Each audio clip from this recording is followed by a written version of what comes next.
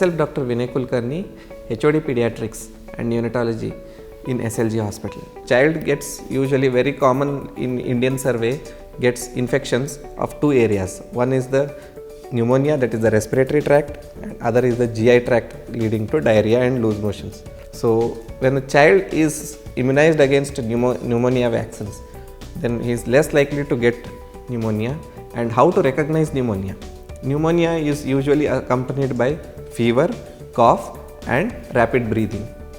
Fever and cough would be the initial symptoms, but when the cough becomes productive and then subsequently the rapid breathing starts, then the parents actually should recognize it as a pneumonia.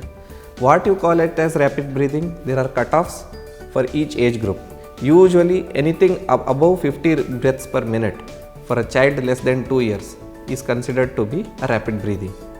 So when the child is having rapid breathing, it is to be diagnosed as pneumonia and the child should be taken to nearby pediatrician. Similarly, the loose motions or the gastroenteritis due to eating of non-nutritive substances from the floor or from any other area, or if the child consumes any contaminated food or an insect like an ant, the child is prone to develop loose motions. So what actually the loose motions cause damage to it? Most of them are viral, but the damage they do is from the fluid part. That is, when the loose motions start, the bodies lose fluid and the equal rate the body is not able to be replaced. So then the child goes into a state called as dehydration. How to identify dehydration in a child having loose motion?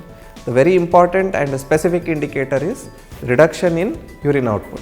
If the child is passing less urine than he usually does when he was not sick, then you need to consider that child is actually going into dehydration. If the child's urinary frequency has come down by 50% from yesterday, or if the child is lethargic, that is not active, he is not feeding or accepting orally, and he is continuing to lose fluids, then he must be taken to the hospital. Apart from this, there are some other common illnesses like upper respiratory infections, that is the cold and cough, which is not amounting to pneumonia. So that is very common with each change in season.